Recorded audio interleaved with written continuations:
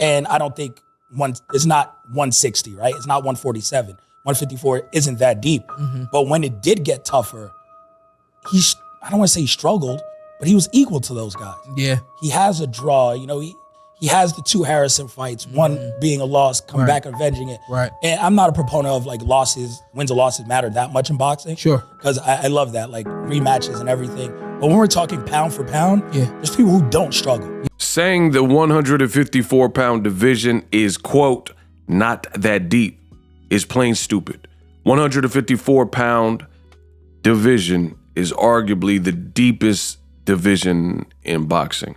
Jermell Charlo, Tim Tszyu, Erickson Lubin, Jared Hurd was there, Danny Garcia, Edislandi Lara, Tony Harrison, Sebastian Fundora, Brian Castano, Brian Mendoza, Jason Rosario, Julian J. Rock Williams, Madrimov, Jesus Ramos, Joey Spencer, Terrell Goucher, Xander Zayas, Brandon Adams, Josh Kelly, Brian Perella, Michelle Sora are all quality names that have graced that division in the past 5 years. And that's just off the top of my head. You don't know ish about boxing. What up, Fight World? It's your boy Ego, and I am back with some more boxing gangs. Subscribe to the channel. I'm the best in the business. Now, speaking of being the best in the business, I've been doing this online boxing commentary for many moons. YouTube actually just sent me a new achievement unlocked, and it says, hooray, it's your channel's birthday. So I'm a legend in the game, like Wayne said. Is Marty a legend if I ever leave? And I tell you all the time, a lot of people, they criticize the content. Of course, I got a lot of supporters. That goes without saying. But, there are some naysayers who say, oh, you're doing it wrong, you're biased, yada, yada, yada. But the great thing is I don't need validation from anybody. I know the job I do and I know the work I put in. These young boys can't beat me. They can't outwork me. But I tell you all the time, it's not easy to do this YouTube boxing thing because you have to know what you're talking about. Now, Sean Porter, the clip you heard at the beginning, he had some guy. I'm not really familiar with the dude. I don't know him personally, but I guess he's a reporter. Maybe he works for ESPN, I think. I just did a quick look at his bio. And this guy was saying all these ludicrous things. He said things, and I'm just paraphrasing because you guys heard the clip. He said that 154-pound division is not that deep. What are you talking about, sir? How has the 154-pound division over the last several years not been that deep when I showed you and I just read the tweet that I put out? That was off the top of my head. All of the quality fighters that I could think of just, in one sitting off the top of the dome. He tried to double down on it. He says, quote, and 154-pound division is arguably the worst division in men's boxing. Cruiserweight is bad. So how are you going to say that 54 is the worst division in boxing and cruiserweight's only bad? Cruiserweight is far lesser and far worse than 154. But let's continue. They didn't have a Triple G for Charlo to fight, an Andrade, a Canelo for a long time period, etc. Triple G fights at 160, completely different from 154. Jermall Charlo also fights at 160, so why are you even mentioning them? And it says Canelo, you haven't had a Canelo for a long time. Again, Canelo is a super middleweight champion, 168, and he's been fighting at 168 or 175. It continues to say the 154-pound division has been a flyover division for a while now. Danny Garcia just got there and may be top 4. Danny Garcia is also a storied fighter and, a great fighter with a great resume. He has one of the best resumes in his age group of active fighters. Very mind-boggling to see what persists in boxing. Again, everybody wants to have a podcast. Everybody wants to get on the mic, but few can do it like Boxing Ego. You guys, 154 is stacked. I don't care what nobody's talking about. You've seen Tim Tszyu, he's running through dudes. Jermell Charlo, just the fact that you have guys that good. Brian Castano is also a hell of a fighter.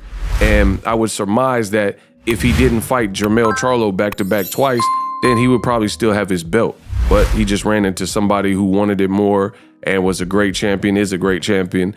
And that's undisputed Jermell Charlo. But for anybody in boxing who claims to know boxing, and is suggesting that 154 is a layover weak division, I would have to say you don't know ish about boxing. You can't start an argument or a debate and the first thing out your mouth is something that's easy to disprove. To say 154-pound division is arguably the worst, and then to go on camera and on record and say it's not a deep division is foolish. I mean, there's some new pop-up divisions like lightweight that have seen a lot of star power recently. 140 is similar to 154 actually, where you have a lot of talent, a lot of guys who can fight. Not necessarily the biggest of names, but it's a big crop of fighters from Gary Antoine Russell, Subriel Matias, Richardson Hitchens, Teofimo Lopez, Josh Taylor, the possibility of other guys moving up like Devin Haney. So it may not have necessarily the biggest names, but it got quality fighters. Regis Prograis there, Adrian Broner, etc. Very similar to 154. And again, it's astonishing how many people want to talk boxing, but don't really seem to understand and appreciate and know boxing. Anybody, I stand on that. Anybody who thinks 154 is a lacking division, I really question your boxing expertise and knowledge, because again, it's one of the most important and skilled division.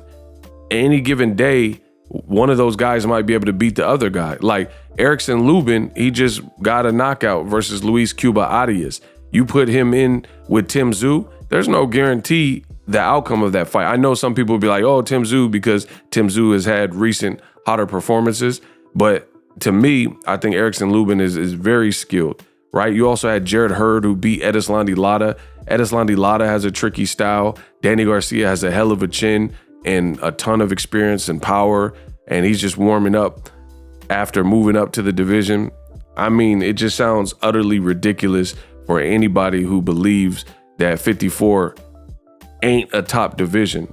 I would even understand if you said 160, because 160 is looking light. You got Jamal Charlo and faded Triple G.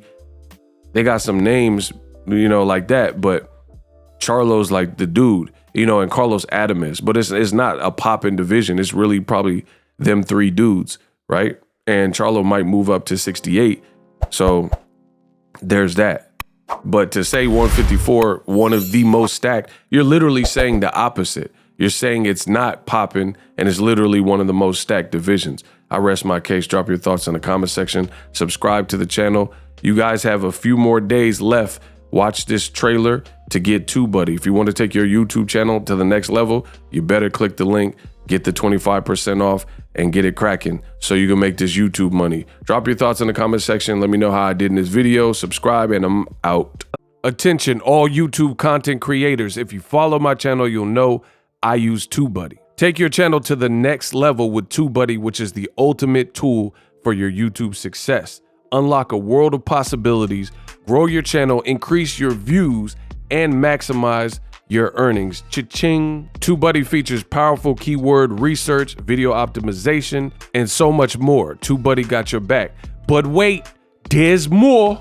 I got a coupon code for you guys, 25% off until June 30th. If you click my link in the description and enter the code 25buddy, I will give you 25% off TubeBuddy to get your YouTube channel jumping. Click my link in the description, enjoy the coupon code, and happy creation.